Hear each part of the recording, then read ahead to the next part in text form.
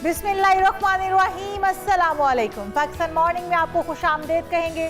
मैं हूं आपकी मेज़बान ईशा अलतना और मैं हूं मोहम्मद जुनैद हलीम। गुड मॉर्निंग, सुबह खैर। उम्मीद करते हैं, दुआ करते हैं कि आपकी सुबह खैरियत से गुजर रही हो। नाज़रीन, असरात आने लगे हैं PSL सीज़न 11, जिस तरह से हमने कहा था आपको, और हम ये तवक्को भी कर रहे थे कि शाकीन के आने से इसमें रंग मजीद बढ़ जाएंगे और मजीद निखर कर सामने आएगा ये इवेंट। बिल्कुल। और इस इवेंट के अंदर अब हम देख रहे हैं कि स्टेडियम्स भरे हुए हैं और स्टेडियम्स के भरने से शाकीन इंजॉय भी कर रहे हैं और हम देख रहे हैं टीम की परफॉर्मेंसेस भी बेहतर होती जा रही हैं। बाबर आजम ने भी अपने शायकीन की वापसी को खुशी के लम्हात करार दिया है और बड़े ही वो खुश अंदाज में उन्हें देख रहे थे।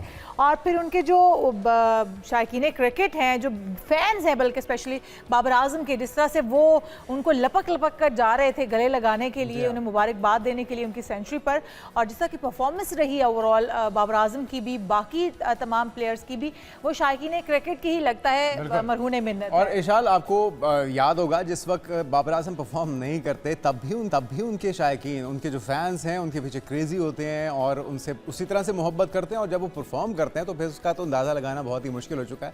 दूसरी जानिब अगर हम बात करें शादाब खान की, तो उन्होंने भी दिलचस्प अंदाज में तमाशाई मैच से ज़्यादा बाबर आजम को देखने आए, उनका ये कहना था।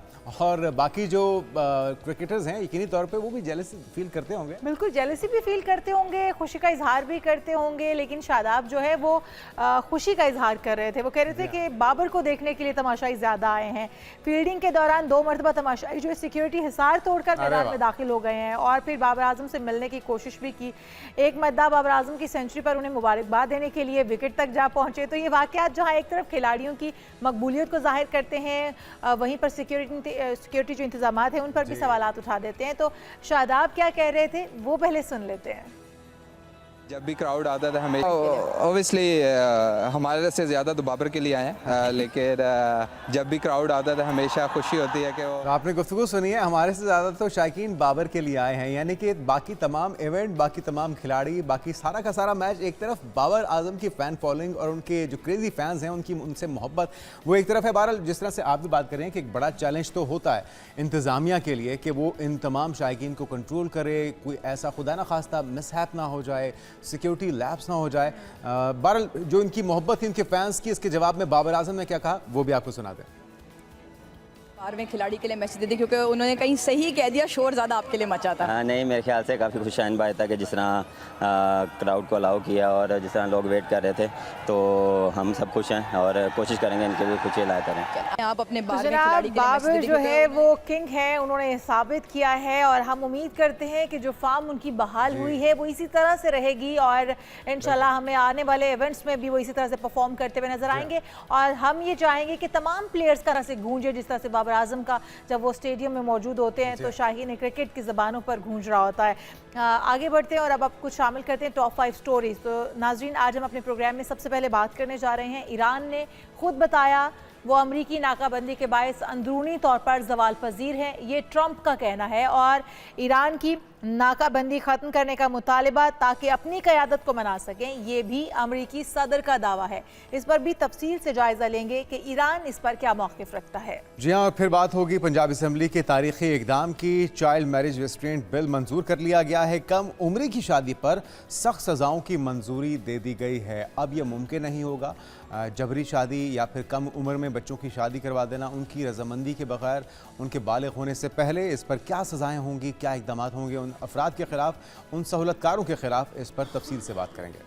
उसके बाद बात होगी कुछ लोगों के हाथों से मट्टी भी सोना क्यों बन जाती है, मट्टी को सोना बनाने वालों का राज क्या है, ये किस्मत के धनी कैसे होते हैं और किस तरह से ये जिस भी चीज़ को हाथ लगाएं वो सोना बन जाती है, इस राज से भी पर्दा उठाएंगे। बिल्कुल पर्दा उठाएंगे। और फिर बात होगी PSL सीजन 11 की। इस्लामाबाद यूनाइटेड को शिकस्त दे दी है पेशावर ज़ल्मी ने और फाइनल के लिए क्वालिफाई कर लिया है। अब इनके मद्दे मुकाबल कौन सी टीम आती है उस पर भी बात करेंगे। और उसके बाद बात होगी 25 किलोवाट और उससे कम सोलर सार्फिन के लिए नेपरा अलायंसेस की शर्त ख़त्म कर दी गई है और सोलर सार्फिन के लिए लाइसेंस की शर्त ख़त्म करने का नोटिफिकेशन भी जारी कर दिया गया है। इस पर भी तफसील से जायज़ा लेंगे हम। कि किन सार्फिन को इससे छूट मिलेगी, इस्तिस्ना हासिल होगा। लेकिन सबसे पहले आ जाते हैं अपने पहले टॉपिक की जानिब। और अमेरिका और ईरान के दरमियान कशीदगी में बयानात, पाबंदियां और पस पर्दा सिफारतकारी बैक वक्त जारी है। अमरीकी सदर डोनाल्ड ट्रंप ने यह दावा किया है कि ईरान खुद तस्लीम कर रहा है कि अमरीकी नाकाबंदी के बायस अंदरूनी तौर पर कमज़ोर हो रहा है और वाशिंगटन जो है वो तवील मुद्दती पाबंदियों की तैयारी भी कर रहा है। ये मानना है अमरीका का, डोनाल्ड ट्रंप का। और दूसरी जानब ईरान की जानिब से अगर हम देखें तो नाकाबंदी ख़त्म करने का मुतालबा सामने आता है ताकि अंदरूनी क़यादत को कायल किया जा सके। जी हाँ, अब देखते हैं कि इसका रद्दअमल क्या आता है, इसका जवाब क्या आता है। एक तरफ जंगी सामान इकट्ठा करना, अपनी स्ट्रेंथ को, अपनी क़ुव्वत का मुजाहरा करना, ये मुसलसल कर रहे हैं, लेकिन ये तवील अरसे तक शायद अमेरिका के लिए मुमकिन ना हो। और अभी ये जो एक शर्त आयद की है ईरान ने, इस पर रद्दअमल मुमकिन तौर पे क्या हो सकता है, इस पर बात करेंगे। असद हसन साहब सीनियर सहाफ़ी हैं, अमेरिका से हमारे साथ मौजूद हैं। अब आपको वेलकम कहेंगे पाकिस्तान मॉर्निंग में। एक तो ये कि इसका मुमकिन रद्दअमल आपको क्या आता दिखाई दे रहा है। अमेरिकी सदर डोनाल्ड ट्रंप, क्योंकि जितने भी उनके अपने इत्तेहादी हैं, यूरोपीय ममालिक हैं और चाइना तो मुतासर हो ही रहा है, जापान भी बहुत शिद्दत से इसके असरात का सामना करना पड़ा। ये पूरा रीजन इसके असरात की जद में है। क्या आबना हुर्मुज़ को खोलने के बाद मुज़ाकरात एक बार फिर से गर्मजोशी की तवक्को हम कर सकते हैं, या फिर ख़तरात जंग के या किसी बड़ी कार्रवाई के फिर से मंडलाना शुरू हो चुके हैं? आपको क्या लग रहा है, कभी इम्कानात किस बात के हैं? बहुत शुक्रिया आपका, आपने मुझे प्रोग्राम में लिया। बल्कि good morning Pakistan. Good morning. देखिए, इस वक्त अगर गौर किया जाए तो आबना हुर्मुज़ पे बहरहाल एक ब्लॉकेड है और थोड़ा एडवांटेज एक बार फिर जैसे वाशिंगटन के पास आया है। इस ब्लॉकेड से पहले लग ये रहा था कि ईरान के लिए हर तरह से विन विन सिचुएशन है।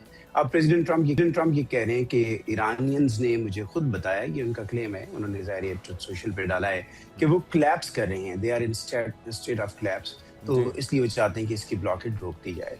तो ये एक अच्छी बार्गेनिंग चिप के तौर पे प्रेसिडेंट ट्रंप अपने पॉइंट ऑफ व्यू से उसको इस्तेमाल कर रही हैं। इसके बाद ये इम्कान है कि अमेरिका जो है इस ब्लॉकेड को हटाए और उसके बदले में ईरान जो है वो मुज़ाकरात की मेज़ पे आए। और जो एक 1 पॉइंट मेजर एजेंडा है कि ईरान न्यूक्लियर ना बनाए, और ईरान पहले कमिट कर चुका है। ये कोई ऐसी इतनी बड़ी मुश्किल शर्त ईरान के लिए नहीं है। 2015 में उसने ये कमिटमेंट कर रखी है। सो ये मुमकिन है कि वो मुज़ाकरात की मेज़ पे आए। अपेरेंटली ये लग रहा है कि इस्लामाबाद की एफर्ट्स के साथ इस वक्त जो इनडायरेक्ट एक गुफ्तगू जारी है बैकग्राउंड चैनल से। सो जब हतमी तजावीज़ फाइनल हो जाएंगी दोनों तरफ से, अभी बैक एंड फोर्थ एतराज़ात भी आ रहे हैं, बैक एंड फोर्थ चीज़ें वापस दूसरे टेबल पे भी जा रही हैं। सो इम्कान और उम्मीद ये रखनी चाहिए कि दोनों पार्टियां जो है वो वापस मुज़ाकरात की मेज़ पे आएंगी, क्योंकि अभी इस वक्त दुनिया ये अफोर्ड नहीं कर सकती है। और यहाँ पे बात सिर्फ ऑयल की नहीं है कि अमेरिका के अंदर ऑयल में या बाकी दुनिया में ऑयल प्राइसेस में इजाफा हुआ है। मैं एक रिपोर्ट देख रहा था कि 11% जो दुनिया की ट्रेड है वो भी इसी रास्ते से आती है। बिल्कुल, और वो भी मुतासिर हो रही है। और इससे अनाज का खदशा, इससे अशिया ज़रूरिया की कमी का खदशा भी है। दीगर जो वेस्टर्न कंट्रीज़ भी हैं या फिर जो मिडल ईस्ट है पूरे का पूरा, उनको भी वहाँ पर हम देख रहे हैं कि काफ़ी बहरान का सामना करना पड़ रहा है। अगर असद हसन साहब आप ये बता सकें, जिस तरह से अमेरिका डोनाल्ड ट्रंप जो है वो एतराफ़ कर रहे हैं कि हमारी नाकाबंदी की वजह से ईरान के अंदर हालात ठीक नहीं हैं और ईरान जो है वो घुटनों पर आने के लिए तैयार हो चुका है। उनकी अपनी क़यादत जो है इस वक्त वो एक तोड़ फोड़ का शिकार नज़र आती है। उनमें जो है वो इस वक्त इख्तलाफ राय पाया जाता है। तो क्या अमेरिका फिर खुद साख्ता तौर पर ख़ुद को फातेह करार देने की कोशिश कर रहा है कि हमने जो करना था वो हमने कर दिखाया, हमने ईरान को कमज़ोर करना था, हमने इस नाकाबंदी के थ्रू वो कर दिखाया? और अगर ऐसा करता है, जो कि पहले भी एक उनका बहरी जहाज़, बहरी बेड़ा अरेस्ट करने के बाद जिस तरह उसकी वीडियो वायरल की गई थी, ईरान को उसका खासा धचका भी पहुंचा था और ईरान ने फिर उसका बर्मिला इजहार भी किया और जवाबी वार भी किया। तो आप समझते हैं कि इस तरह से अगर ईरान को नीचा दिखाने के लिए या अपनी सुपेरियरिटी या अपनी फतह दिखाने के लिए डोनाल्ड ट्रंप इस तरह के बयानात देते हैं, तो ईरान का उस पर रद्द-ए-अमल क्या हो सकता है?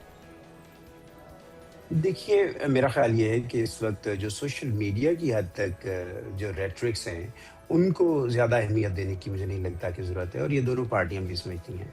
और ये जो बयानात होते हैं ये अपनी अपनी कॉन्स्टिट्यूंसीज के लिए, अपने अपने लोगों की कंजम्पशन के लिए हैं। अनटिल अनलेस के कुछ बहुत सीरियस हो, जैसे प्रेसिडेंट ट्रंप ने ये कह दिया कि हम सिविलाइजेशन पूरी उड़ा के रख देंगे, सो वो एक मैटर ऑफ कंसर्न था। पूरी दुनिया ने उस पर कान धरे कि क्या वो न्यूक्लियर बॉम्ब इस्तेमाल करने की बात तो नहीं कर रहे हैं। अदरवाइज जो इस तरह के रेटरिक्स हैं, ईरान की जानिब से भी आते हैं लेकिन वहाँ से ज़रा कम, और अगर इनको इग्नोर भी कर दिया जाए तो कोई बड़ी बात नहीं है। और फौरी तौर पे चूंकि प्रेसिडेंट ट्रंप को अपनी अप्रूवल रेटिंग का मसला है, अभी मेरे ख्याल है उनकी लाइफ टाइम लोएस्ट पोजीशन पे आ चुकी है 34%। अभी जो लेटेस्ट सर्वे है उसके मुताबिक 34% अवाम ऐसे हैं जो उनकी पॉलिसीज और व्हाइट हाउस में उनकी परफॉर्मेंस से मुतमिन है। तो इस तरह के बयान देख के वो उनको खुश करना चाहते हैं कि हम ईरान वॉर अगर हमने शुरू की थी तो आज हम उस पर कमज़ोर नहीं है, बल्कि ईरान की जो शरह है उसकी इकोनॉमी की वो हमारे हाथ में। और दैट टू सम एक्सटेंट ये दुरुस्त भी है, क्योंकि ये चीज़ ईरान को बुरी तरह हर्ट कर रही है। ईरान के पास इसका कंट्रोल था और एक सिर्फ हमें एक दिन का जो अंदाजा होता है कि 500 मिलियन तक उसको प्रॉफिट हो सकता था वहां से, जो कि कितना बड़ा अमाउंट है। आप अंदाजा लगा लें कि $10 billion a month, $15 billion a month, तो बहुत बड़ा अमाउंट था। और फ्रीज किया है उससे पहले जो 47 साल से इकोनॉमिक सैंक्शंस हैं, बिलाशुबा ईरान उससे भी अच्छा, एक और मुद्दा भी है ऐसा नहीं कह सकते। बहुत से माहिरीन की राय यह है कि एक बेहतरीन मौका या ये जो अभी बज़ाहिर एक तासुर मिल रहा है कि अमेरिका का अपर हैंड है, क्योंकि इससे पहले तमाम माहिरीन की राय ये थी कि अमेरिका इस जंग में हारता हुआ दिखाई दे रहा है और जो ईरान की कंपैरेटिवली पोजीशन है वो मजबूत है। लेकिन जिस वक्त मुज़ाकरात के लिए अमेरिका बहुत ज़्यादा शिद्दत से दबाव डाल रहा था और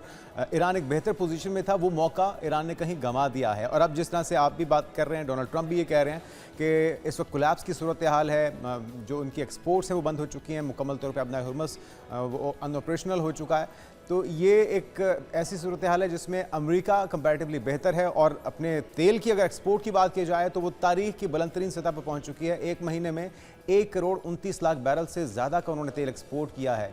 तो कहीं ना कहीं आपको लगता है कि ईरान को कुछ देर पहले लचक दिखानी चाहिए थी और कुछ चीज़ों पर रजामंदी का इजहार करते तो बेहतर बार्गेनिंग हो पाती? कोई शुबा नहीं है मेरा ख्याल है कि इस जंग के खात्मे के लिए किसी पार्टी को अगर बज़ाहिर पेपर्स पे आप देखें और कुछ नुकसान भी हो रहा हो तो ले लेना चाहिए था। और इसके बदले में अगर ईरान बाकी दुनिया के साथ इंटीग्रेट होता है तो उसके बेनिफिट्स ईरान के लिए बहुत गैर मामूली हैं, शायद काउंटलेस हैं। तो ईरान को ऐसी डील ले लेनी चाहिए थी और ऐसी सिचुएशन से अवॉइड करना चाहिए था। अब लेकिन खतरा एक सूरत में अब भी प्रेसिडेंट ट्रंप और उनकी एडमिनिस्ट्रेशन और उनकी पॉलिसियों के लिए है। कुछ यहाँ पे जो डिफेंस एनालिस्ट हैं, एक्सपर्ट हैं, थिंक टैंक्स के लोग हैं, वो ये समझते हैं कि तंग आमद बजंग आमद। अगर आखिरी हरबे के तौर पे ईरान ने बेसिकली 4 बड़े शिप्स हैं, बहरी अड्डे आप कह लें, मोबाइल अड्डे कह लें अमेरिका के, अगर ईरान उनको टारगेट कर देता है, तंग आमद बजंग आमद, अभी तो कि ईरान अभी तो अगर वो कर देता है तो उस सूरत में अमेरिका की वहाँ पे एग्जिस्टेंस तकरीबन खत्म हो जाएगी और बेहद मुश्किल होगा उसको फौरी तौर पे रिप्लेस करना। और उसकी बहुत बड़ी फिर political and economic price again America के लिए है। सो अमेरिका के लिए भी ईरान ऐसा करने की इस्तात रखता है, जिस तरह से आप भी कह रहे हैं उनके एयरक्राफ्ट 4 एयरक्राफ्ट को धचका पहुंचाना या उनको डैमेज करना, ईरान इस वक्त इतनी सख्त रखता है? क्योंकि ईरान को तो जिस तरह से डोनाल्ड ट्रंप बताते हैं, वो कहते हैं कि ईरान इस वक्त बिल्कुल घुटनों पर आ चुका है, बिल्कुल अंदरूनी तौर पर भी कमज़ोर हो चुका है और उनकी क़यादत भी अब एक पेज पर नहीं है। तो आप समझते हैं कि वो इतनी कैपेसिटी में है? अब देखिए, अगर उनकी कैपेबिलिटी की बात करें तो वो तो ईरान ने प्रूव किया है। पिछले 42 दिन की एक्टिव वार और ओवरऑल 60 दिन होने वाले हैं। ईरान ने प्रूव किया है कि वो जिसको एग्जिस्टेंशियल थ्रेट का सामना है वो अपनी सर्वाइवल की जंग लड़ सकता है, और जिसको कहते हैं कि आखिरी एक सिपाही तक लड़ने की एहलियत उसने प्रूव की है। यही वजह है कि अमेरिका दुनिया की जो एक मिलिट्री माइट है, बहुत बड़ी ताकत है, वो मुज़ाकरात की तरफ ज़्यादा ईगर नज़र आई है। और यहाँ पे व्हाइट हाउस के अंदर, वाशिंगटन के अंदर ज़्यादा इसके लिए फ्रस्ट्रेशन नज़र आई है। अब ये जो कैपेसिटी है अमेरिका का, क्लेम तो ये है, ऑफ कोर्स प्रेसिडेंट के पास इंटेलिजेंस इंफॉर्मेशन होंगी। वो तो ये भी कहते थे कि उनके पास जो लॉन्चर पैड्स हैं वो खत्म हो चुके हैं, लेकिन उसके बाद भी ईरान ने टारगेट किया और अब भी कर रहा है। ईरान कहता है हमारे पास बेशुमार हैं, बल्कि उल्टा अमेरिका पे सवाल उठ रहा है।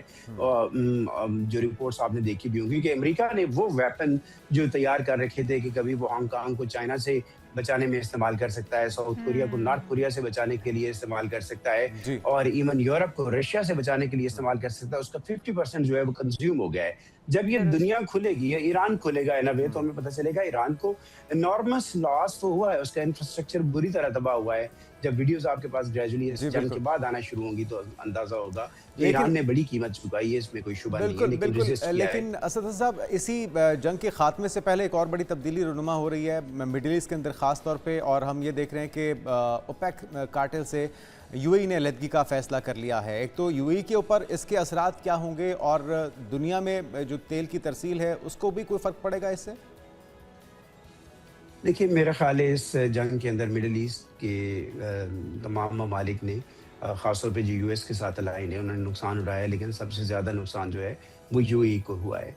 और इस वार से पहले भी यूएई के कुछ कंसर्न्स थे, चूँकि ओपेक के अंदर जो सऊदी अरेबिया की डोमिनेंस है, यूएई चाह रहा था कि उसको ज़्यादा से ज़्यादा फ्यूल जो है वो ड्रिल करने की इजाज़त दी जाए, जबकि दुनिया के अंदर कीमतों को एक लेवल पे रखने के लिए उसके ऊपर ये दबाव वापसी पे मेंटेन रखा गया कि नहीं, वो एक जो उसकी जो शेयर है या जो लिमिट उसको दी गई है उससे ज़्यादा नहीं कर सकता। अब जबकि वहाँ पे आपने देखा कि इकोनॉमिक मेल्टडाउन का वो शिकार हुआ है, वहाँ से कैपिटल फ्लाइट हमारे सामने नज़र आ रही है, तो इसलिए यूएई थोड़ा डेस्परेट है और वो एक बड़े एहतजाज की शक्ल में वहाँ से निकला है, और अल्टीमेटली आ जाएंगे ओपेक के अंदर। अच्छा, लेकिन ये एक डेस्परेशन और चीज़ फ्रस्ट्रेशन असद जो है साहब वो के वहाँ से वो reflect खुद होती है। तो मिडल ईस्ट में मौजूद हैं, उनके आस पड़ोस में जो उनके मुल्क हैं, अगर उनके साथ उनका अच्छा ताल्लुक नहीं होगा तो वो जिन पे तकिया किए हुए हैं, चाहे वो इजराइल हो या अमेरिका हो, वो तो अपने अड्डों का दिफा नहीं कर पाए या उनको प्रोटेक्ट नहीं कर पाए, तो फिर किस तरह से सर्वाइवल मुमकिन होगा?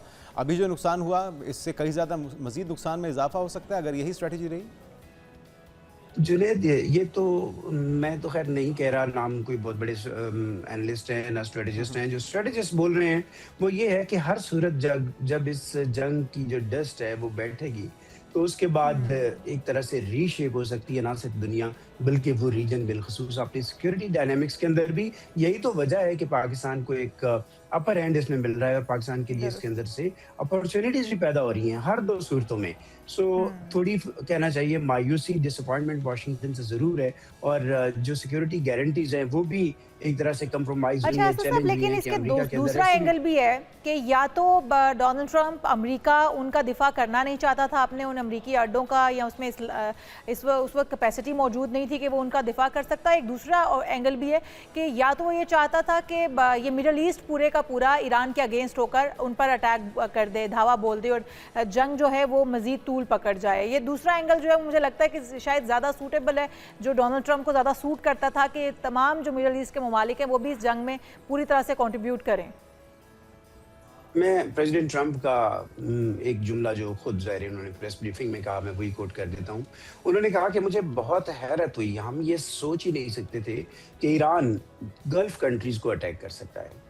और इस पे प्रेसिडेंट ट्रंप को क्रिटिसिज्म का भी सामना करना पड़ा कि एक आम आदमी अगर ये सोच सकता है कि अगर आप ईरान को अटैक करेंगे तो वो आपके जो अड्डे हैं आप बैठे हुए हैं वो उनको टारगेट करेगा, भले वो खलीजी ममालिक के अंदर है। लेकिन लेट्स से कि प्रेसिडेंट की ये इनोसेंस हो कि वो सोच रहे हूँ कि ईरान कभी ये खतरा नहीं लेगा। लेकिन जो दूसरी बात आपने की वो तो वो खुल के कहते रहे हैं कि पहला हरावल रास्ता जो है वो अब खलीजी ममालिक से आर्मी बननी चाहिए वो आगे, और उसके पीछे टोटली अगर ये देखा जाए तो अमेरिका ने उस रीजन के अंदर बाद में भी जो फौजी भेजे उनकी टोटल कुल मिला के तादाद जो है वो 10,000 बनती है। 10,000 ऐसी आर्मी नहीं है जो ईरान जैसे मुल्कों के अंदर जाके बूट्स ऑन ग्राउंड की शक्ल में वहां पे कॉन्टेस्ट कर सके।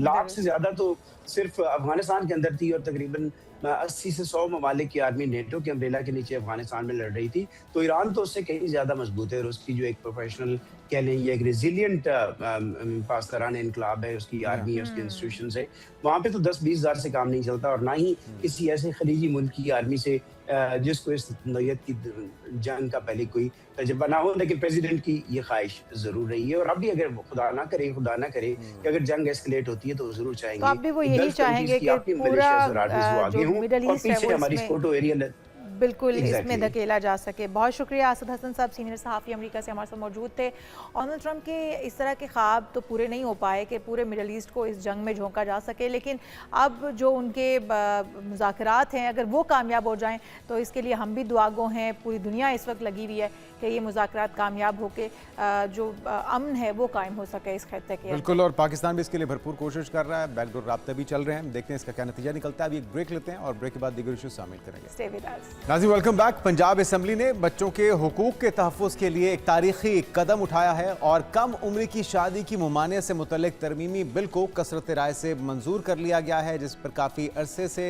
बहस भी जारी थी और जो हमारे मजहबी स्कॉलर्स हैं वो भी एतराज़ात उठाते थे, लेकिन अब ये बहस समेट दी गई है और इसको कानूनी शक्ल दे दी गई है। Punjab child marriage restraint bill 2026 को सूबे में एक बड़ी समाजी और कानूनी पेशरफ्त करार दिया जा रहा है। बिल्कुल जी, इससे पहले इख्तलाफ राय पाया जाता था। कुछ मजहबी जमातें कानूनी पहलुओं को नहीं एग्री कर रही थी, लेकिन ये कानून साजी वज़ीर आला पंजाब मरियम नवाज़ के विजन के तहत की गई है, जिसका मकसद भी यही है कि बच्चियों को कम उम्री की शादी जैसे संगीन मसले से महफूज रखा जा सके, जिसके बहुत सारे मसाइल जो बाद में जन्म लेते हैं। और मंजूर किए गए बिल के तहत अब 18 साल से कम उम्र बच्चों की शादी पर सख्त पाबंदी आयद कर दी गई है और कानून ये कहता है कि 18 साल से ज़ायद उम्र का कोई भी फ़र्द कम उम्र बच्ची से शादी करता है तो उसे भी सख्त सजा का सामना करना होगा और वालिदैन हो या सरपरस्त वो भी अगर इसमें इन्वॉल्व पाए गए उन्हें भी सजा होगी 2 से 3 साल की। तो ये सारी तफसीलात हम जानते हैं। हमारे साथ नसीर अहमद कम्बू साहब मौजूद हैं, माहिर कानून। जो कहेंगे आपको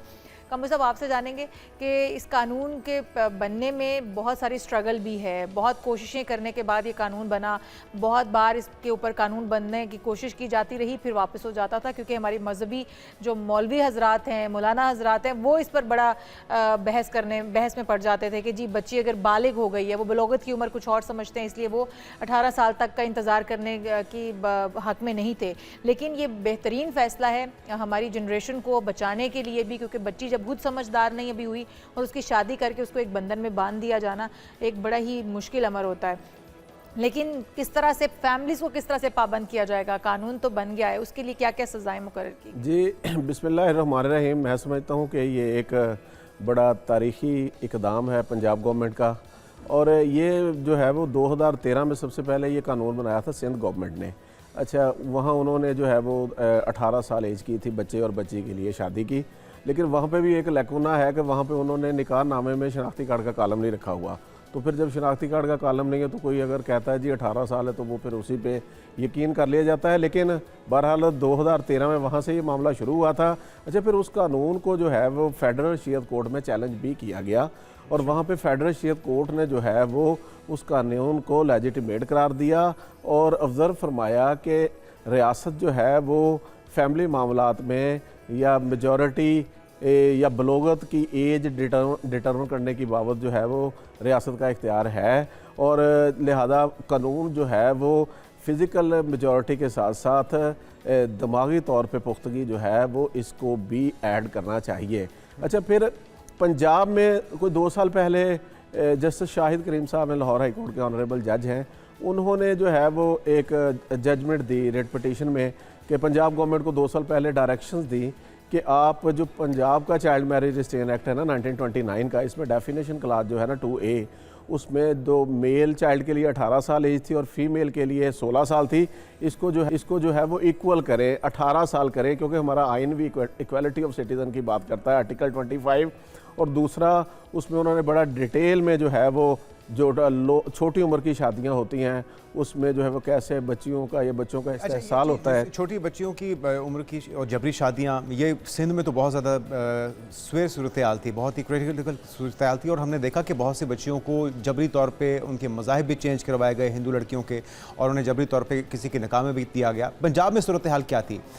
एनुअली कितने केसेस रिपोर्ट हो रहे थे और अब अगर कोई इसकी वायलेशन करता है तो उसके ऊपर सज़ाएं और जराइम? पंजाब में बेसिकली जो है ना ये रेशो ज़्यादा जो जबरी शादियों वाली है ना, ये ज़्यादा KPK में, सिंध में, बलूचिस्तान में या जो है वो रूरल एरिया जो है ना वहाँ पे है, क्योंकि ये जो जबरी शादियाँ होती हैं ना इनमें भी वजूहात फैक्टर्स होती हैं, गुर्बत होती है या डिज़ास्टर आ जाते हैं सैलाब आ गया, जलजला आ गया, या ये कल्चरली जो है वो चीज़ों जो है वो छोटी एज में बच्चा पैदा नहीं होता, कहते हैं जी इसके साथ इसकी शादी करनी है, जब वो 14 साल का 15 साल का वो निकाह पढ़ा दिया। तो अब जो है वो पंजाब गवर्नमेंट ने ये कानून पहले सिंध ने बनाया, फिर वफाक ने जो है इस्लामाबाद की हद तक बनाया, अब ये जो है वो कानून लाहौर हाई कोर्ट के फैसले की रोशनी में अगर कोई रजामंदी से करता है, मुसाब अगर रजामंदी से करता है, लड़का लड़की या उनके पेरेंट्स उनके वरसा अगर रजामंदी से कर रहे हैं, तो फिर भी ये खिलाफ कानून तस्वुर होगा? देखिए जी, बात ये होती है कि कोई भी अगर किसी चीज़ को ममनू कर दिया गया है तो उसमें आप रजामंदी जो है वो कानून की खिलाफ वर्जी पे रजामंदी जो है वो एक ऑफेंस है। अब ये जो पंजाब में चाइल्ड मैरिज रिस्ट्रेंट एक्ट जो बनाया गया है ना 2026 जो है, अब इसमें बड़ा वाज़े लिख दिया गया है कि कोई भी निकाह रजिस्ट्रार जो है वो कोई भी ऐसी शादी या कोई निकाह खां कोई भी ऐसा निकाह नहीं पढ़ाएगा या उसको रजिस्टर्ड नहीं किया जाएगा जिसमें दुल्हा और दुल्हन की उम्र 18 साल या उससे कम हो। और अगर मेक श्योर किया जाएगा, जो आपने कहा कि सिंध में भी ये कानून बना था लेकिन आईडी कार्ड्स का कॉलम नहीं रखा गया था, इस वजह से पता ही नहीं चलता था, जो जितनी मर्जी उम्र बता दे, 18 बता दे, 20 बता दे, उसको मानना पड़ता था। तो यहाँ पर भी ऐसा कुछ रखा नहीं जी, पंजाब का जो निकाहनामा है ना, पंजाब के निकाहनामे में हालांकि बच्ची के लिए 16 साल थी, लेकिन इसके बावजूद निकाहनामा का कॉलम ऐड था निकाहनामे में। अब क्योंकि ये शादी को मॉनिटर करने का, कंडक्ट करने का जो अदारा है वो लोकल गवर्नमेंट है, निकाह जो है वो निकाहनामा वहाँ पर रजिस्टर्ड होता है। अब मैं समझता हूँ कि इसको रोकने का एक तरीका, एक तो कानून बना के रोक दिया है ना कि निकाह रजिस्ट्रार जो है वो कोई शादी रजिस्टर्ड नहीं करेगा, करेगा तो 3 साल तक सजा है, 1 लाख तक जुर्माना है रजिस्ट्रार को। यस, निकाह रजिस्ट्रार को या निकाह खां को। दूसरा जो है वो इसमें अब निकाहनामा अभी भी देखा है कि मैनुअली जो है वो स्टेशनरी की दुकान पे लोगों को अवेलेबल होते हैं। तो अब निकाहनामा जो है ना, जिस तरह हमको स्टाम्प पेपर जारी होता है, QR कोड होता है, तो इसको वो प्रॉपर जिसका निकाह होना है, जिसके साथ होना है, उनके ID कार्ड नंबर के साथ फिर निकाहनामा जारी हो, ताकि निकाहनामा जारी करने वाला अदारा लोकल गवर्नमेंट है हो या हो रहा है। अभी देखें इस पे ना एक जो है कंप्यूटराइज सिस्टम के जी, शादी से पहले एक सिस्टम इन्होंने दिया था कि शादी से पहले ही, निकाह से पहले ही पार्टीज के पर्टिकुलर जो है ना लैपटॉप पे रजिस्टर्ड हो जाया करेंगे, लेकिन वो अभी पायलट प्रोजेक्ट जो है वो अभी इम्प्लीमेंट नहीं है, लेकिन वही मैनुअल सिस्टम है। तो अब भी बहुत सारी जगहों पे ऐसा होता है कि ये जो खसूसन ये कोर्ट मैरिजेज होती हैं, रन अवे मैरिजेज होती हैं, छोटी एज के बच्चे बच्चियाँ भाग के शादी कर लेते हैं, इस तरह का कोई निकाहनामा लेके। इसमें जो मुख्तलिफ लूप होल्स हैं, एक तो ये कि शरीयत के तो ये खिलाफ दिखाई दे रहा है, बज़ाहिर आप इस पर रोशनी डाल सकते हैं। दूसरा, स्टेक होल्डर्स को शामिल किया गया था, शरिया कोर्ट के जो इसमें करता धरता हैं, मुंतज़मीन हैं, उन्हें शामिल किया गया। अब इसको चैलेंज किया जा सकता है, स्टेटस इसका क्या है? देखिए, अब बात पता क्या है, फेडरल शरीयत कोर्ट ने अगरचे जो है वो या इस्लामी नज़रियाती कौंसल जो है उसके मुख्तलिफ मौक़ों पे जो है वो रूलिंग्स आती रहती हैं, सिफारिशात आती रहती हैं कि रियासत को जो है कवानीन बनाने का या फैमिली मामलात के मतलब कवानीन बनाने का इख्तियार है। लेकिन इस कानून पे स्पेसिफिकली सिंध गवर्नमेंट ने जो बनाया था उसको तो फेडरल शरीयत कोर्ट ने लेजिटिमाइज करार दिया था, लेकिन ये कानून जब बना था इस्लामाबाद की हद तक, तो बाद में पंजाब में भी ऑर्डिनेंस आया, तो फेडरल में से जो इस्लामी नज़रियाती कौंसल थी उन्होंने जो है इसको जो है वो रद्द कर दिया था या इसके ख़िलाफ़ अपना सिफारिशात दी थी। तो मैं समझता हूँ कि यहाँ पे ना, क्योंकि पाकिस्तान एक इस्लामी मुल्क है, तो यहाँ पे कानून आप अगर कोई बना भी लेते हैं तो अगर ग्राउंड पे कल्चरली और शरई तौर पे जो है आप चीज़ों को मैनेज कर लें तो वो ज़्यादा अच्छा होता है, अच्छे रिज़ल्ट होते हैं। अब मैं आपको बताऊँ कि देखें, जो ये कानून बना है, इस कानून में जी आपने निकाह रजिस्ट्रार को तो पाबंद कर दिया कि वो निकाह रजिस्टर्ड नहीं करेगा, करेगा तो उसको सज़ा है। लेकिन अगर कोई मैनुअल निकाहनामा मिल जाता है और वो निकाह कर लिया जाता है, वो रजिस्टर्ड नहीं भी होता, लेकिन एक लड़का या लड़की वो अदालत के सामने खड़े होकर कहते हैं कि जी हमने शादी की है, अदालत में जाके बयान दे देते हैं, तो फिर वहाँ पे क्या होता है कि वो उनकी एज 18 साल नहीं होती, लेकिन 16 साल होती है, 17 साल होती है, 15 साल होती है। तो फिर ऐसी शादियों को अदालतें यूजली जो है वो वाइड करार नहीं देती, वो शादियों को लेजिटिमेट कर देती हैं। लेकिन इन अदारों को, जो शादी को मॉनिटर करने वाले अदारे हैं, इन अदारों के बारे में ऑब्जर्वेशन आती रहती हैं। अब इस कानून में बड़ा वादे लिख दिया गया है कि जो तो एक तो निकाह रजिस्ट्रार को पाबंद कर दिया गया, दूसरा जो दुल्हा जो है फ़र्ज़ करें वो बालिग है, बच्ची जो है वो जिससे शादी हो रही है वो नाबालिग है, या दोनों में से एक बालग है एक नाबालग है, तो जो बालग है नाबालग से शादी करेगा वो चाइल्ड से शादी करेगा, तो उसके लिए भी सजा बयान की गई है 3 साल तक और 5 लाख तक जुर्माना।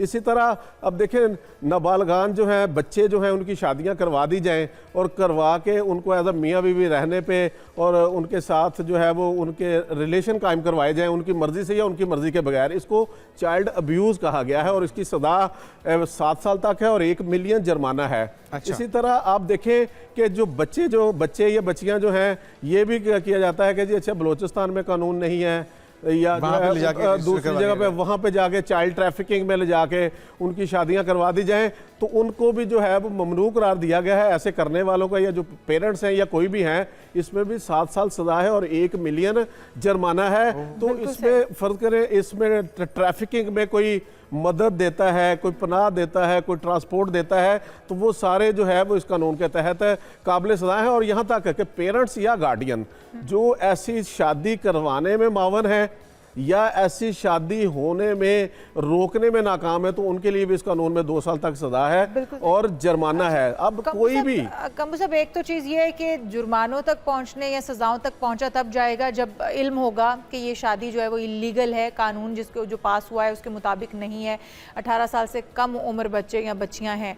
गाँव देहातों में आप देखें तो वही जो मैनुअल जिस की बात हम कर रहे हैं निकाह नामे की, वही इस्तेमाल होता है। और यूजुअली तो वो भी नहीं, बस निकाह कहाँ, जब मस्जिद के इमाम जो है वो 2 बच्चे या बच्ची का निकाह पढ़ा देते हैं और वो साल हर साल रजिस्टर भी नहीं हो पाता, इवन के बच्चे जो है वो 2-2, 3-3 साल के हो जाते हैं। तो ऐसी सूरत में क्या होगा? हमें दही इलाकों को भी तो देखना है, सिर्फ शहरों के लिए तो कानून नहीं है। इसमें 2 बातें हैं।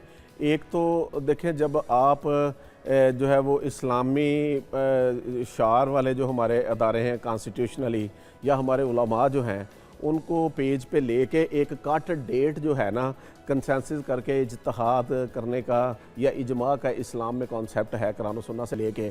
अब जब आप शनाख्ती कार्ड के लिए 18 साल मुकर्रर कर सकते हैं, गार्डियन के लिए मुकर्रर कर सकते हैं, सिटीज़नशिप के लिए जो है वो आप मुकर्रर कर सकते हैं, तो शादी के लिए भी एक एज मुकर्रर कर लें। उसमें फिर ये होगा कि उलमा की तरफ से भी ये जो है वो आ जाएगा और रियासत में जो है वो रियासती अदारे जो कानून साज है वो एक पेज पे होंगे, तो फिर अवाम उन्नास को आगाही देना, कन्विंस करना ज़्यादा आसान होगा और ये जो कानून है फिर इसको इम्प्लीमेंट करवाना और ज़्यादा अच्छा हो जाएगा और इसके ऊपर किसी किस्म का रेजिस्टेंस भी मेरे ख्याल में फिर कंपैरेटिवली कम आएगा। अभी आप ये बता रहे हैं कि अमली तौर पे पंजाब में रहने वाले जितने भी लोग हैं वो 18 साल से पहले अपने बच्चों की शादी नहीं कर सकते। देखिए जी 18 साल से पहले अब कोई भी निकाह रजिस्टर करेगा, ठीक है, तो वो जुर्म का सामना, जुर्माने का सामना करना पड़ेगा। बहुत शुक्रिया, कम्बो साहब हमारे साथ मौजूद थे। और बज़ाहिर तो ये एक अच्छा कानून है, लेकिन वही बात कि इसमें इज्मा हो और इसमें तमाम इत्तेफाक राय शामिल हो ताकि इम्प्लीमेंटेशन भी आसान हो और रेजिस्टेंस का सामना ना करना पड़े। बिल्कुल जी, यहाँ पर एक ब्रेक शामिल करते हैं, आप कहीं मत जाएगा, दीगर हम इश्यूज होंगे इस ब्रेक के बाद। हमारे साथ प्रोग्राम में एक बार फिर से आपको खुशामदीद कहते हैं नाजरीन। और अभी आपको बताएं कि आज दुनिया भर में वर्ल्ड विश डे मनाया जा रहा है, जो उम्मीद, मोहब्बत और इंसानियत के जज्बे को उजागर करने का एक नहायत ही खूबसूरत और बामानी मौका भी है।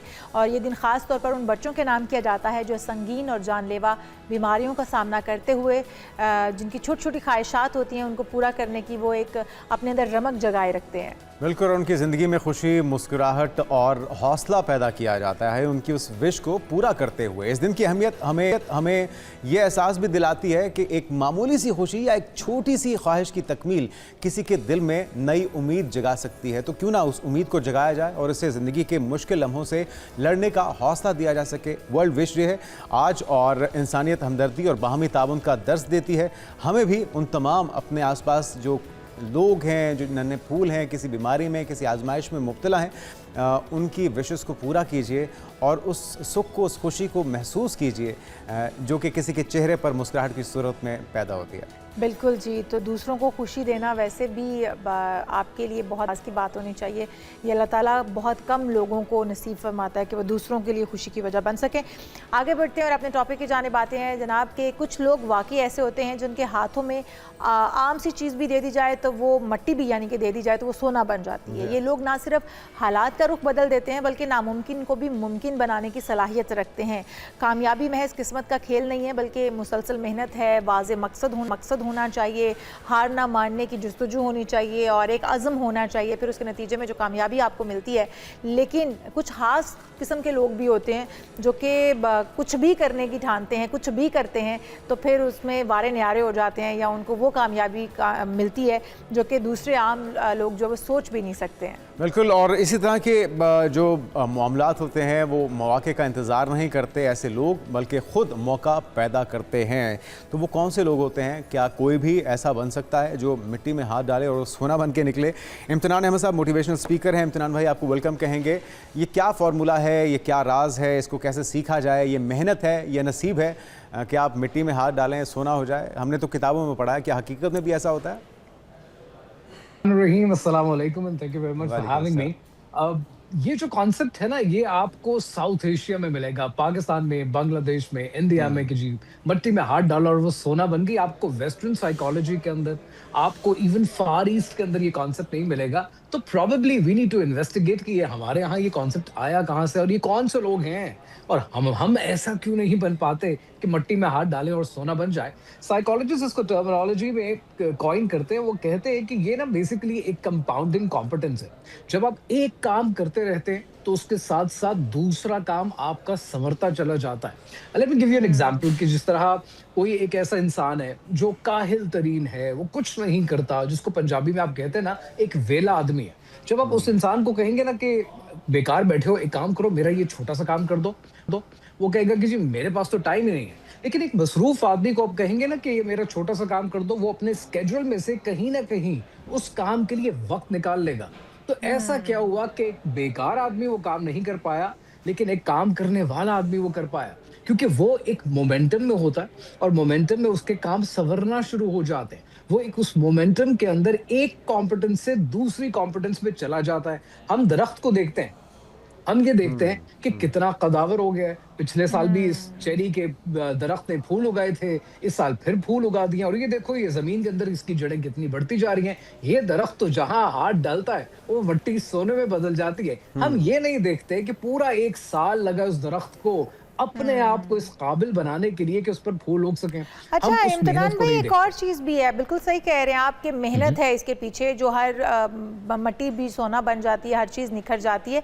लेकिन कुछ लोग वाकई ऐसे होते हैं कि जो जिस काम का भी आगाज़ करते हैं वो काम जो है वो कामयाबी से हमकनार होता है, और जिस भी चीज़ की कोशिश करते हैं, जिस भी चीज़ की जुस्तजू करते हैं वो उनके पास होती है। और बहुत सारे लोग ऐसे भी हैं जो सारी ज़िंदगी मेहनत करते रहते हैं, इस जुस्तजू में मर जाते हैं कि हम भी कामयाबी की मनाजिल तय करेंगे, लेकिन वो कहीं पीछे ही रह जाते हैं। तो कहीं ना कहीं किस्मत भी आप किस्मत के भी बड़े अच्छे होते हैं या धनी होते हैं, ये भी तो फैक्टर होगा बीच में। सर्टनली, मैं हर किसी नहीं कह रहा, ना मैं कभी ये कह सकता हूँ कि आप किस्मत को अंडरमाइन कर दें। किस्मत बहुत बड़ा फैक्टर है। अल्लाह सुब्हानहू ताला जिसको देना चाहे उसकी मर्जी वो दे सकता है। There is no question about that. वो कहते हैं 99% पर्सपिरेशन, 1% इंस्पिरेशन। इसके लिए मुझे जो सबसे अच्छी एक अंग्रेजी की कहावत लगती है ना, वो कहते हैं कि the harder I work the luckier I get. मैं जितनी ज्यादा मेहनत करता हूँ मैं उतना खुशकिस्मत होता चला जाता हूँ। तो ऐसे लोग जो हैं, जो ब्लिसफुल हैं, वो अपनी जिंदगी में न जाने कितनी मेहनत करते हैं तो कोई नहीं जानता। लेकिन एक और फैक्टर जो असल में ऐसे लोग हैं जिनकी किस्मत बहुत अच्छी है, वो कहीं ना कहीं अपनी जिंदगी में कोई एक ऐसा काम कर रहे होंगे। शायद वो चैरिटी करते हैं, शायद उनका दस्तरखान बहुत अच्छा है, शायद उनकी जबान, उनका इखलाक बहुत अच्छा है जो हम नहीं देखते। लेकिन वो कोई ऐसा काम होता है, क्योंकि वो कहते हैं ना कि तकदीर बदलती है दुआओं के असर से।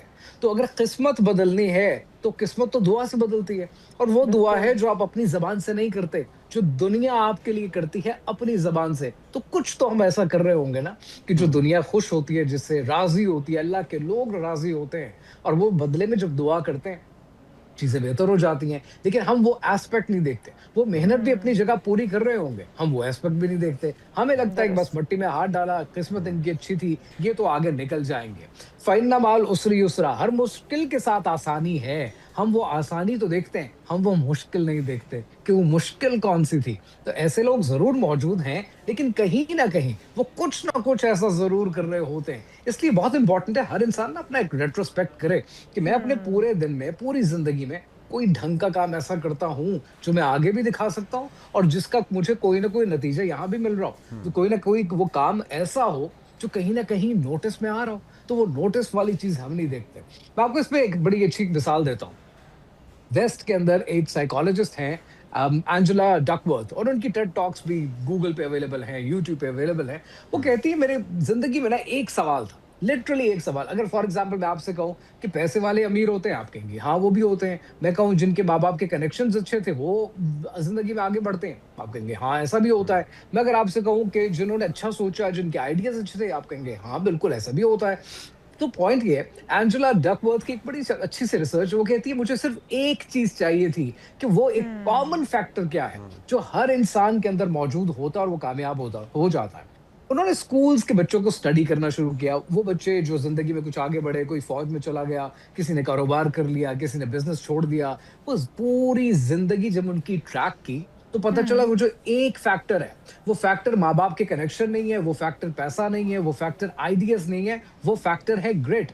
कि वो लोग जो अपनी जिंदगी में मुश्किलात का सामना करते हैं लेकिन उससे निकलने के लिए हल तलाश करते हैं, उससे निकलने की कोशिश करते हैं, वो जिंदगी में कामयाब होते हैं। हम उन लोगों को नहीं देखते।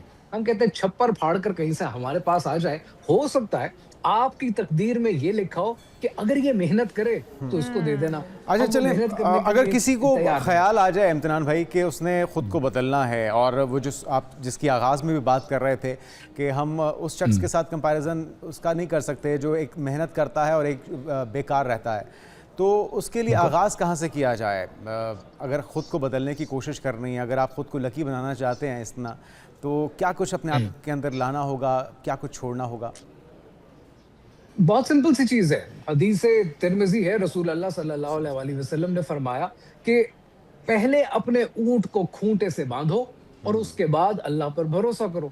तो पहले अपना काम पूरा करें और उसके बाद अल्लाह सुब्हानहू तआला पे छोड़ दें। इंसान के हाथ में रिजल्ट ना था, ना है, ना कभी होगा।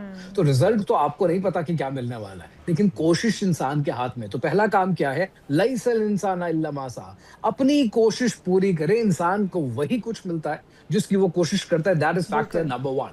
दूसरा फैक्टर ये है कि मेरी जबान से, मेरे हाथ से, मेरी सोच से किसी और को कोई नुकसान ना पहुंचे। कम से कम हम इतना जरूर कर सकते हैं। बेशक आप दस्तरखान नहीं सजा सकते, आप 50,000 लोगों को खाना नहीं खिला सकते, आप जितना कर सकते हैं ना, आप उतना जरूर करें। आपकी ये छोटे छोटे टिडबिट्स होते हैं जो नोट करते हैं। अल्लाह सुब्हानहू तआला को तो क्वांटिटी चाहिए ही नहीं, उसको तो क्वालिटी चाहिए। वो बिल्कुल। क्वालिटी देखेगा, वो आपसे राजी आपकी होगा, वो फिर नीयत आपको भी देखता कहेगा, है और उसको जो आपके चाहिए उसको अमाल दे। भी देखता है।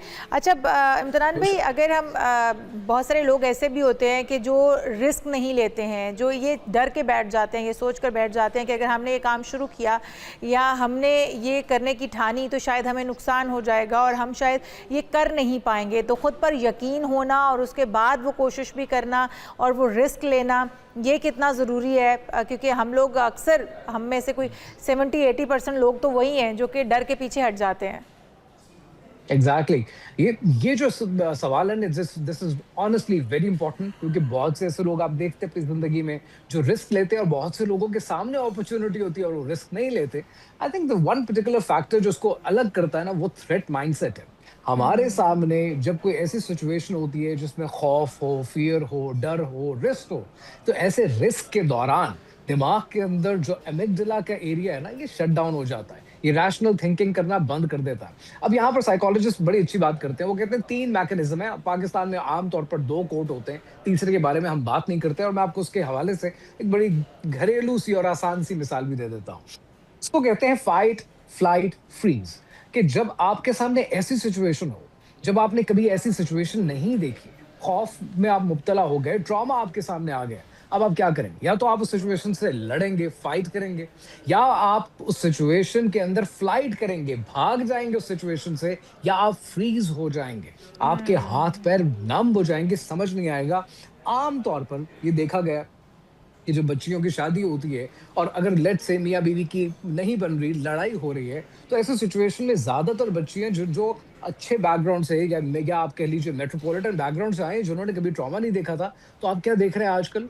जगह जगह पर आपको केसेस क्या मिलते हैं? आपको फ्रीज के केसेस मिलते हैं कि जिस्म बंद हो रहा है, पैनिक अटैक्स हो रहे हैं। क्यों? क्योंकि उन्होंने कभी उस ट्रॉमा को देखा ही नहीं है, उन्होंने कभी इतना बड़ा रिस्क महसूस किया ही नहीं है। तो ये फाइट फ्लाइट और फ्रीज मैकेनिज्म होता है। जो लोग कामयाब होते हैं वो उस अपॉर्चुनिटी पर फाइट करते हैं। वो कहते हैं अपॉर्चुनिटी है, हो गया अब जो होना था, अब इस सिचुएशन से मैं क्या फायदा उठा सकता हूँ, या ये सिचुएशन मेरे लिए टर्न अराउंड कैसे हो सकती है। तो इम्तिनान उस भाई, हम सिचुएशन अपने से बच्चों को पाकिस्तान फिर बचपन से इसकी ट्रेनिंग दें, उनको उनके अंदर से फियर को भगाने की उनको ट्रेनिंग दें, उनको खुद एतमादी दें और उनसे छोटे छोटे इस तरह के कदम उठवाएं, उनसे इस तरह के काम छोटे छोटे करवाएं, ताकि उनके अंदर वो कॉन्फिडेंस बिल्ट हो कि वो कुछ कर सकते हैं और उन्हें रिस्क लेना है, और फिर ही वो दुनिया के मैदान में जब उतरेंगे तो कामयाबी के झंडे गाड़ेंगे। अदरवाइज अगर हमने मुर्गी की तरह बच्चों को चूज़ों की तरह परों में छुपाए रखा तो फिर तो शायद वो ना रिस्क लेने के काबिल हो पाएंगे। जिस तरह आपने भी कहा कि वो बच्चियां रिस्क लेना या उनको पता ही नहीं था, वो इस चीज़ को हैंडल नहीं कर पाती हैं, और फिर उसके बाद जो हालात होते हैं, तो फिर हमें अभी से बच्चों के साथ क्या करना होगा?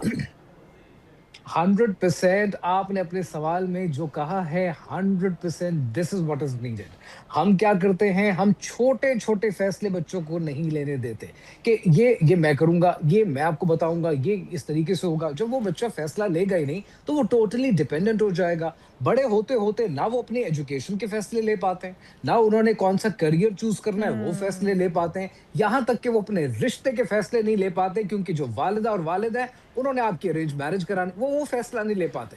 उसके बाद घर बनाना है, जॉइंट फैमिली में रहना है, वो फैसला नहीं ले पाते। और उसके बाद जब सारी जिंदगी फैसले नहीं लिए तो शादी के बाद फैसले लेने पड़ जाते हैं। अब इंसान घबरा जाता है कि मैं करूं तो करूं क्या। 25-25 साल के नौजवान मैंने देखे लिटरली, जो पब्लिक ट्रांसपोर्ट नहीं इस्तेमाल करेंगे क्योंकि डर लगता है घर से गाड़ी आएगी और ड्राइवर आएगा और उसके साथ जाएंगे। ये क्या बना रहे हैं हम? ये कौन से बच्चे? 14 साल 17 साल की उम्र में मोहम्मद बिन कासिम ने सिंध फतह कर लिया था, तो उसने कुछ तो ट्रेनिंग भी ली होगी ना, साल 2 साल की ट्रेनिंग ली होगी, एकदम से सिप्पे सालार तो बन नहीं गया होगा। मैट्रिक में हमने तो वो इतने बड़े फैसले इमरान कर रहे हैं। भाई सीगल की स्टोरी भी पढ़ी हुई है ना, कि किस तरह से सीगल अपने बच्चे को फेंकता है His ले first जाकर, और फिर वो flight. खुद ही उसके Yes. पर खुलते हैं और वो फ्लाई करना शुरू कर देता है। तो अगर परिंदे मौका जानवर हमारे इस तरह से सिखाते हैं अपने बच्चों को, तो हमारे बच्चे तो अकल शऊर लेकर पैदा होते हैं और फिर अशरफुल मखलूकात में से हैं, तो फिर क्यों नहीं हम उन बच्चों पर कुछ ना कुछ डाल सकते और उन्हें सिखा सकते आज ही से। बिल्कुल सही कहा आपने। 100%. हमारे साथ इम्तिनान 100%. अहमद मौजूद हैं, मोटिवेशनल स्पीकर। बहुत शुक्रिया इम्तिनान भाई आपका। यही हमें तरीक़ाकार अपने बच्चों के साथ भी अपनाना होगा कि अपने बच्चों को दुनिया की भीड़ में उतारने से पहले उनको ट्रेन करना होगा, उनको वो खुद एतमादी देनी होगी और उन्हें बताना होगा कि आप बहुत कुछ कर सकते हैं, ताकि कल को वो आप देखें फिर चांद पर कमन डालते हैं। बिल्कुल, और हिम्मत नहीं हारनी चाहिए। अगर एक बार आपसे जो आपने कोशिश की है उसका नतीजा नहीं निकला तो फिर ट्राई कीजिए, बार बार कीजिए, और फिर अपना 100% देने के बाद थोड़ा सब्र तहम्मुल से भी काम लीजिए। शॉर्टकट से काफ़ी चीज़ें ख़राब भी हो जाती हैं, और आजकल की जो हमारी नई जनरेशन है ख़ासतौर पे वो जाती है कि रातों रात वो सब कुछ हासिल कर ले जो वो देख रहे हैं सोशल मीडिया के ऊपर या किसी इन्फ्लुएंसर से इंस्पायर होते हुए। तो सब्र से काम लीजिए, अपना 100% दीजिए और फिर तवक्कुल कीजिए अल्लाह पे, उसका नतीजा बेहतर ही निकलेगा इंशाल्लाह जी। यहाँ पर एक ब्रेक शामिल करते हैं, आप कहीं मत जाएगा, दीगर हम इश्यूज होंगे इस ब्रेक के बाद। हमारे Stay साथ। with us. नाज़रीन वेलकम बैक। कुछ बात हो जाए पाकिस्तान सुपर लीग सीजन 11 की, जिसके क्वालिफायर में पेशावर ज़ालमी ने शानदार कारकर्दगी दिखाई और इस्लामाबाद यूनाइटेड को 70 रन से शिकस्त देकर फाइनल के लिए अपनी सीट तो कर ली है पक्की। बिल्कुल जी, और इस्लामाबाद यूनाइटेड ने 222 रन का हदफ के ताकुब में सिर्फ 151 रन बनाए थे और ढेर हो गई थी। यूं फिर यूनाइटेड की जानिब से समीर मिन्हास 44 रन के साथ नुमाया रहे, जबकि दीगर बैटर्स भी खातिर ख्वाह कारकर्दगी नहीं दिखा सके जिसकी वजह से पेशावर ज़ल्मी की जानिब से हम देख रहे थे कि बड़ी अच्छी कारकर्दगी दिखाई गई। एरन हार्डी ने 3 विकेटें हासिल की हैं, जबकि मोहम्मद बासित और सुफियान मुकीम ने भी 2-2 खिलाड़ियों को आउट किया है।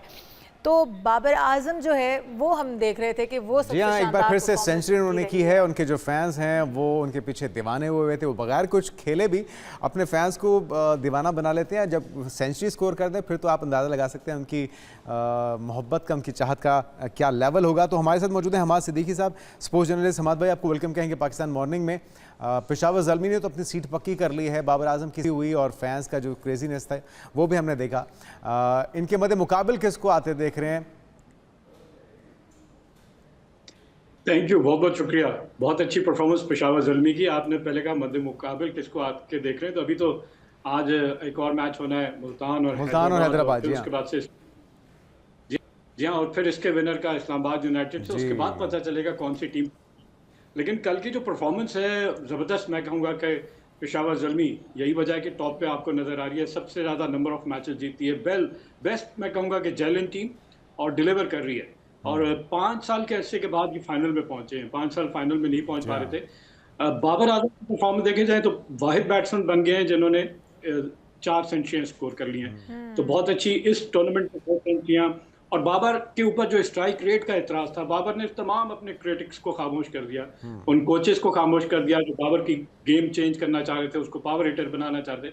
बाबर अपने क्लासिकल अंदाज में खेल रहे हैं। आप हम एक और फैन फॉलोइंग आप देख सकते हैं कि बाबर रावलपिंडी में खेलें, कराची में खेलें, लाहौर में खेलें, मुल्तान में खेलें, मतलब जहाँ पे भी खेलें।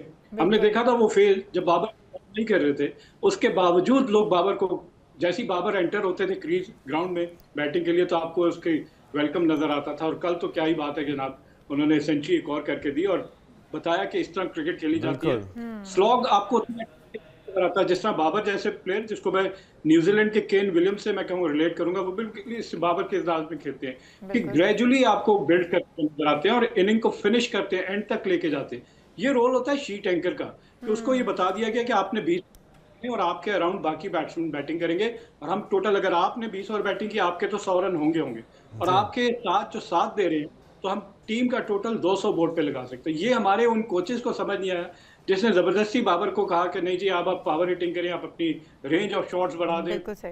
हालांकि अगर आप अभी इसमें 2 सेंचुरियां जो बाबर ने की, एक में 196 का स्ट्राइक रेट और कल जो सेंचुरी की 175 का स्ट्राइक। इसके अलावा अब और क्या चाहते हैं? मतलब हम बस ये चाहते हैं हमाद भाई कि अब ये जो फॉर्म में बाबर आजम वापस आए हैं ये यूं ही बहाल रहे, दोबारा से फॉर्म ख़राब ना हो जाए उनकी। इसके अलावा हम और कुछ नहीं चाहते बाबर आजम से।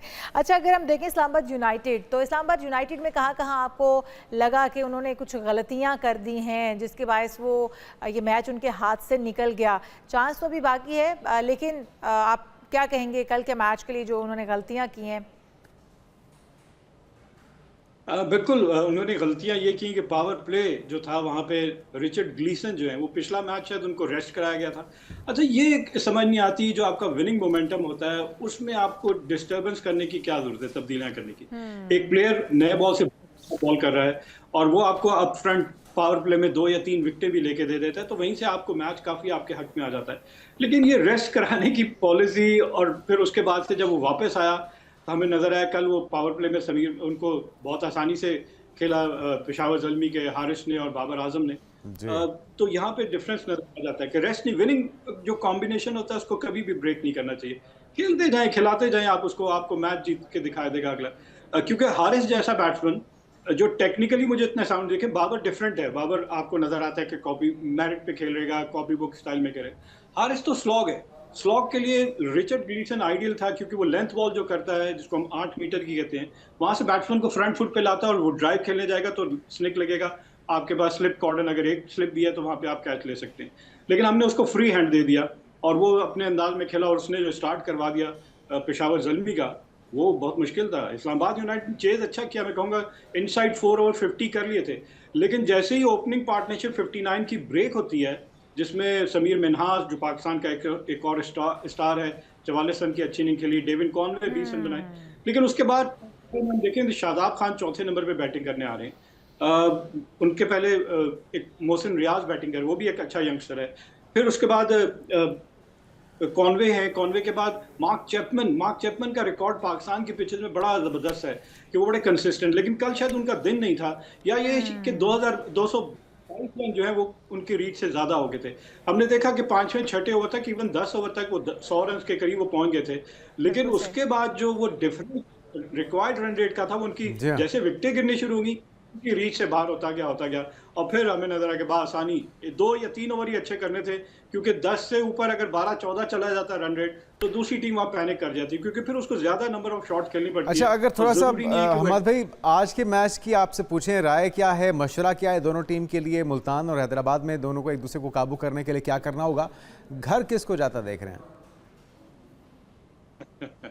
देखिए, हैदराबाद ने थोड़ा पहले मैचेस हारने शुरू कर दिए, 2 नई एंट्री थी हैदराबाद और रावलपिंडी, 3 या 4 मैच हारने के बाद फिर उन्होंने मोमेंटम पिक किया और उनके थिंक टैंक ने तब्दीलियां क्या की। साइम अयूब जो कि एज एन ओपनर कुछ भी नहीं कर पा रहे थे, तो उन्होंने उनको मिडिल ऑर्डर में लेकर, और मानस लबुशेन, वो कैप्टन कहते हैं ना कि जिम्मेदारी खुद ले, कैप्टन खुद ऊपर ओपन बैटिंग करने आए मास सदाकत के साथ, और फिर समहाउ उनका कहीं ना कहीं कॉम्बिनेशन क्लिक कर गया और हमें नजर आया कि ना उनकी टीम जो है वो जेल इन हो गई है और स्कोर बनाने शुरू कर दिए। जब तक आप एक पावर टोटल बोर्ड पे नहीं लगाएंगे ना, हम चाहेंगे यार 120, 130, 140 करके हम मैच जीतें, एक आध मैच आप जीत जाएंगे, लेकिन आपको मैच कंसिस्टेंसी के साथ जीतने के लिए कम से कम 180 से 200 रन बोर्ड, ताकि बॉलर्स के पास कुछ मार्जिन, तो हम कहें कि 140 कर ले और मैच जिता दें, बहुत मुश्किल हो जाता है। तो इनकी टीम अब ये फॉर्मूला है कि इनके पास ये इतने स्कोर बोर्ड पे लगा देती है कि कहीं ना कहीं इनकी बॉलिंग उस पर, और फिर उसके बाद इनके स्पिन अटैक अच्छा नजर आ रहा है। अरफात मिनास बहुत अच्छी बॉलिंग है, खुद ये बड़े अच्छे बॉल कर रहे हैं, मानस लबुशेन। तो ऑन दी अदर हैंड अगर हम मुल्तान सुल्तान की बात करें तो मुल्तान की तो पावर पैक बैटिंग लाइनअप है। आप ओपनिंग बैटिंग की बात कर लें तो साहिबजादा फरहान क्या सबलाइन फॉर्म है, साथ दे रहे हैं ऑस्ट्रेलिया के एक्सपीरियंस स्टीवन स्मिथ, और फिर आने वाले बैट्समैनों में देखा जाए तो एक के बाद एक बैट्समैन नजर आ रहा है जो पावर हिटर 20 को सूट करता है। तो फिर मेरे ख्याल से आपकी बातों से तो लग रहा है कि एलिमिनेटर 2 में मुल्तान सुल्तान टकराएगा जाके। मुकाबला अच्छा मैं एक्सपेक्ट करूंगा, क्योंकि कल वाले मैच में मुझे अफसोस वही हुआ कि 222 हो गए और 70 रन का डिफरेंस, वो भी क्वालिफायर, आप टॉप 2 टीम्स हैं, मुकाबला होना चाहिए था। लेकिन वही होता है ना कि इस T20 में प्लेयर्स का वो टेम्परामेंट, पेशेंस नहीं होता, वो मैच को डीप ले जाने की कोशिश नहीं करते। जहां आपको नजर आता है आपके रीच से बाहर हो गया, वो दिल छोड़ देते हैं, और फिर उसके बाद से नजर आता है कि ह्यूज मार्जिन ऑफ विक्ट्री या डिफीट आपको नजर आती है। यही इसके T20 सबसे बड़ा नुकसान यही है कि प्लेयर्स का पेशेंस, टेम्परामेंट, टेक्निक, ये सारी चीज़ें टेस्ट नहीं होती, क्योंकि उनकी स्किल्स जो है वो पावर हिटिंग पे बेस्ड होती है कि वो कहते हैं कि मुझे चौके या छक्के नहीं मिलेंगे तो मैं आउट होकर बाहर चला जाऊंगा। तो रिस्क ज़्यादा फैक्टर इनके है, रिस्क ज़्यादा लेने के चक्कर में ऑब्वियसली वो आउट हो जाते हैं। आज के मैच की जो बात करें, देखें स्टीवन स्मिथ जो है मुल्तान सुल्तान के, वो बाबर आजम के स्टाइल में शीट एंकर करो, और उनके साथ साहिबजादा फरहान, वो थोड़ा आपको खेल के दिखाएंगे कि वो हैं और उनका स्टाइल है, वो चौके छक्के लगाने की कोशिश करेंगे। लेकिन इसमें स्टीवन स्मिथ ये नहीं करते कि वो उनको भी अगर चौके छक्के वाली बॉल मिलेगी वो भी जरूर लगाएंगे। तो मोमेंटम पावर प्ले में जिस टीम ने पिक कर लिया, जिस टीम ने पावर प्ले का अच्छा इस्तेमाल कर लिया, 6 ओवर में 60 एवरेज हो गया, लेकिन जो 6 ओवर में 80 कर लेगी, आप और ये देखेंगे वो 200 से ऊपर बोर्ड में ले जाएगी, और 200 से ऊपर बोर्ड पे ज्यादातर टीमें पहले बैटिंग करते हुए मैच जीत जाती हैं। अच्छा हमाद भाई, आजकल वेदर फोरकास्ट तो बिल्कुल भी ठीक नहीं हो रही। जब हीट वेव का कहा जाता है तो बारिश हो जाती है, बारिश का कहा जाता है तो हीट वेव आ जाती है। आपकी फोरकास्ट क्या है फाइनल को लेकर? क्योंकि अगर आज आप ही के मुताबिक अगर मुल्तान आगे जाती है, इस्लामाबाद से मुकाबला होता है, तो उन दोनों में से फिर किसके ज़्यादा चांसेस हैं फाइनल में जाने के? देखिए लास्ट मैच में इस्लामाबाद ने मुल्तान को एक बड़े मार्जिन से हराया था, तो साइकोलॉजिकल एडवांटेज तो होती है, और वो हर प्लेयर के माइंड में होती है कि यार पिछले मैच में ये हो गया था। और मैं बार बार वही कह रहा हूँ, जो डिफरेंस है ना, वो जब ज्यादा हो जाता है ना, अगर क्लोज मैच हो तो आप कहें कि नहीं यार मुकाबला था, हम जीत सकते हैं, लेकिन जब आप बड़े मार्जिन से हारते हैं ना, तो जो जीतने वाली टीम होती है उसके पास बड़ा एडवांटेज हो जाता है। वो कहता है कि हाँ हम इनसे आसानी से जीत सकते, कॉन्फिडेंस उनके पास ज्यादा नजर आ रहा होता है। ग्राउंड में तो खैर एक आध इंडिविजुअल की इनिंग भी आपको T20, क्योंकि ये शॉर्टर फॉर्मेट जो है, वो एक इंडिविजुअल जो है वो गेम का नक्शा बहुत जल्दी चेंज कर सकता है। यू नेवर नो कि कोई भी, जिस तरह शादाब खान के ऊपर एतराज है कि वो टॉप 4 में बैटिंग, लेकिन शादाब खान टॉप 4 में बैटिंग इसलिए करते हुए आपको नजर आ रहे हैं कि वो पावर हिटर हैं, और वो वही प्लेयर है कि अगर क्लिक कर जाएंगे, जिस मैच में उन्होंने 69 किए ओनली ऑफ 31 बॉल, तो मुल्तान सुल्तान के खिलाफ मैच विनिंग इनिंग्स। और हमारे भाई, आपकी ख्वाहिश भी, दिली ख्वाहिश भी, और आपकी प्रेडिक्शन भी लगता है कि इस्लामाबाद यूनाइटेड ही है, तो हम भी आपके लिए दुआ गो हैं कि इस्लामाबाद यूनाइटेड, क्योंकि हमारा पत्ता तो साफ हो चुका है, लाहौर तो है ही नहीं इवेंट में, तो हमारी बेस्ट विशेस हैं इस्लामाबाद के लिए। जी, तो यहाँ पर अब जी आप लाहौर के अंदर के कैंप में फैन क्लब में बैठे तो होंगे, राना फवाद के साथ, वो समीम के साथ आप लोग बैठे तो होंगे। नहीं, हमें पहले ही शक पड़ गया था इनके हालात कुछ ज़्यादा अच्छे नहीं है, इसलिए हम नहीं बैठे साथ। बिल्कुल जी। तो यहाँ पर प्रोग्राम में यहाँ शामिल करते हैं ब्रेक। हम सब हमारे मौजूद है स्पोर्ट्स जर्नलिस्ट, आपका बहुत शुक्रिया हमाद भाई, और हम उम्मीद करते हैं कि तमाम टीमें इसी तरह से अच्छा खेलती रहें। टीम फातेह जो भी हो, पाकिस्तान की जीत होनी चाहिए। हम यहाँ पर एक ब्रेक शामिल करते हैं, प्रोग्राम में वापस आते हैं। Stay with us. प्रोग्राम में एक बार फिर से आपको खुशामदीद कहते हैं नाजरीन, और आज आपको बताएं कि पाकिस्तान समेत आज पूरी दुनिया में रक्स का आलमी दिन मनाया जा रहा है। रक्स का आलमी दिन मनाने का मकसद रक्स की मुख्तलिफ अक़साम को फ़रोग़ देना है और मुख्तलिफ कौमों के सकाफ़ती जो सरमाया है उसको बचाना भी है। आज के दिन की मुनासबत से मुख्तलिफ जो फ़ोरम्स हैं वहाँ पर ख़ुसूसी तकारीब का भी इनाक़ाद किया जाएगा, जहाँ पर रक्स सदियों से इंसानी सकाफ़तों का अहम उनसर रहा है। तो परफॉर्मिंग जो है वो परफॉर्म परफॉर्मेंस होगी, आर्ट दिखाया जाएगा अपना अपना। और आप भी अगर यकजहती का मुजाहरा करना चाहते हैं तो अपने पार्टनर के साथ ट्रिब्यूट पेश कीजिए, अपने चाहने वालों के साथ। परफॉर्मिंग आर्ट में भी रक्स का अपना मुनफरिद मकाम है नाज़रीन, और दुनिया की तकरीबन हर तहजीब में खुशी के इजहार के लिए रक्स किया जाता है। यहाँ पर भी शादी ब्याह की तकरीबात होती हैं, सालगिरह के मौक़ों पर, खुशी के मौक़ों पर रक्स किया जाता है और अपनी फीलिंग्स का, अपनी खुशी का इजहार किया जाता है। बिल्कुल, और सबसे खूबसूरत जो सूफियाना रक्स है ना, वो लगता है जो आपको बस झूमने पर मजबूर महव हो जाते उसमें। तो ये रक्स व सुरूर तो चलता रहेगा। प्रोग्राम का वक्त भी बहुत कम है, और सोलर पैनल के हवाले से बात करें थे हमने कुछ दिन पहले भी इस पर सेगमेंट किया था कि सोलर के ऊपर अब कहा जा रहा है कि नेपरा लाइसेंस लाजमी होगा। नेपरा ने मुल्क भर के छोटे सोलर सार्फिन के लिए एक बड़ा और अहम रिलीफ अब ये दिया है कि जो 25 किलोवाट और उससे कम सोलर सिस्टम रखने वाले सार्फिन होंगे उनके लिए नेपरा जो लाइसेंस है उसकी शर्त ख़त्म कर दी गई है। ये सिर्फ जो बड़े सोलर पैनल लगवाने वाले सार्फिन होंगे उनके ऊपर इसका इतलाक होगा। वकास मूसा साहब हमारे साथ मौजूद हैं, चेयरमैन सोलर एसोसिएशन। वकास साहब, आपको वेलकम कहेंगे। इससे कितना रिलीफ मिलेगा सोलर सार्फिन को? आप समझते हैं कि एक ऐसा इक़दाम है? अस्सलाम वालेकुम। जी बिल्कुल, इससे जो है जो न्यू नेट मीटरिंग एप्लीकेशंस हैं, बेसिकली ये जो रेगुलेशन लाए थे, ये न्यू नेट मीटरिंग रेगुलेशंस या जो जिसका नाम है नेट बिलिंग प्रोज्यूमर रेगुलेशंस, उसके तहत लाए थे। तो उसमें जनवरी में भी हमने उनको यही पॉइंट आउट किया था कि ये जो रेगुलेशन है कि आप तमाम लाइसेंसेस जो है वो नेपरा के पास ले जाएं और नेपरा इसके बाद उनको रिव्यू करे, ये प्रैक्टिकल नहीं है और इससे जो है बोझ पड़ेगा लोगों के ऊपर, खासकर जो, क्योंकि देखें जो 25 किलोवाट से छोटा सिस्टम है ना, वो आमतौर पे घरेलू सारिफ या कोई छोटा सारिफ ही लगा रहा होता है। तो एक बिल्कुल डेफिनेटली इसका जो है ना, ये कहेंगे कि ये एक अच्छा कदम है, यानी दे रहा है, दुरुस्त है, चले ठीक है, सही कर ली एक चीज़ तो बेहतर है, कुछ तो फर्क पड़ेगा। अच्छा, एक और चीज़ वकास साहब के 1 वाट के ऊपर, 1 किलो वाट के ऊपर, 1 केवी के ऊपर 1000 रुपया जो फीस मुकर्रर की गई है गवर्नमेंट की तरफ से, क्या वो वन टाइम है या फिर एनुअली आपको देनी होगी या एवरी मंथ आपको देनी होगी? अगर थोड़ा सा ये भी सोलर सार्फिन की आसानी के लिए बता सकें आप। जी, ये वन टाइम फी होती है। अब करंट जो रेगुलेशंस जो जिस तरह से खड़ी हो गई हैं, तो इसमें ये है कि 25 किलोवाट से ऊपर का जो सिस्टम है, तो अगर लेट से आपका 50 किलोवाट का सिस्टम है, लेट से कोई छोटी कमर्शियल प्रॉपर्टी है और उसका 50 किलोवाट का सिस्टम है, तो वो 50,000 रुपए यानी 1000 रुपीज पर किलोवाट या 1 रुपी पर वाट वो वन टाइम देंगे जब लाइसेंस प्रोसेस होगा। लाइसेंस की ड्यूरेशन क्योंकि 5 साल की है, तो जब 5 साल खत्म होंगे तो फिर जब अगली दफा आप अप्लाई करेंगे तो उसकी फिर कोई ना कोई अलग फीस होगी। तो ये वन टाइम है। इसमें मैं एक और अगर क्विकली आपके तरफ से एक बात कह सकूँ, देखिए ये तो बड़ा अच्छा कदम गवर्नमेंट ने उठाया है और नेपरा ने इसको किया है कि इसको ये जो लाइसेंस फीस है इसको कम किया है। इसके अलावा एक और जो मसला हमारे कस्टमर्स जो फेस करते हैं वो ये है कि जब आप नेट बिलिंग के लिए अप्लाई करते हैं तो जिसको आप हिडन चार्जेस कहते हैं या स्पीड मनी है, इसके बहुत सारे नाम है पाकिस्तान में, वो हर इदारे में जो है ना की जाती है, तो उस पर भी गवर्नमेंट काम कर रही है और हम उम्मीद करते हैं कि उसको भी बेहतर तरीके से काम कर सकेंगे।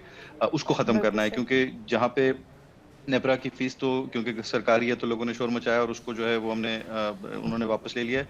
अब हमने कुछ इकदाम ऐसे भी करने हैं जैसे फॉर एग्जांपल अभी ये इसके ऊपर ऑटोमेशन का काम कर रहे हैं, इसको तेजी से करना है कि ये जो अंडर द टेबल या जो ये स्पीड मनी वाला जो कॉन्सेप्ट है ये भी खत्म किया जाए, क्योंकि एक सर्विस अवेलेबल है ऑनलाइन, उसकी ट्रैकिंग हो सकती है, तो इसको भी हमने काम करना है ताकि बेसिकली इससे ये होगा कि सोलर के जो अननेसेसरी कॉस्ट है उसको हम एलिमिनेट करें जिसका किसी को फायदा नहीं हो रहा। तो ये भी एक चीज़ है जिसको करने की ज़रूरत है। अच्छा वकास मूसा साहब, ये भी बताइएगा कि हमने देखा कि हुकूमती इक़दामात के बायस, पॉलिसीज़ के बायस लोगों ने जो डिस्करेजमेंट मिली है सोलर पैनल लगवाने वाले सारिफिन को, अब उसकी वजह से सोलर पैनल लगवाने में दिलचस्पी लोगों की कम हो गई है।